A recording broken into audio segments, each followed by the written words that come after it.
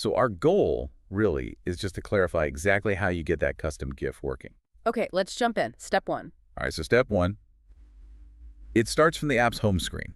Yeah. Standard stuff, yeah. Then you navigate into the Settings menu. Okay. And inside Settings, you're looking for Branding.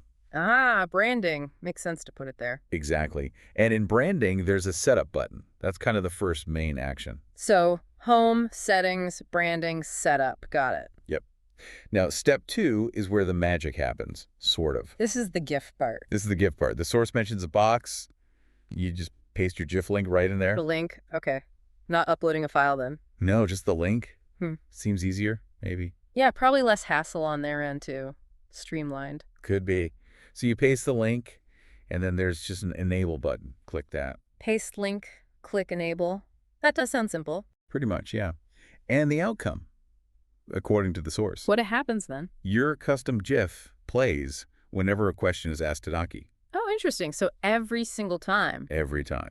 It becomes like a consistent visual cue for your interactions. That could definitely reinforce a brand feel or just, make it feel more yours, a subtle touch. Yeah, exactly.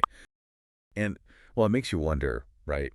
If we can customize this visual element so easily, what other parts of our digital tools might open up for this kind of personal touch soon? That's a great question. Beyond just GIFs, what else could we tailor? Yeah, what's the next level of personalization? Something to think about. For sure. Thanks for exploring this.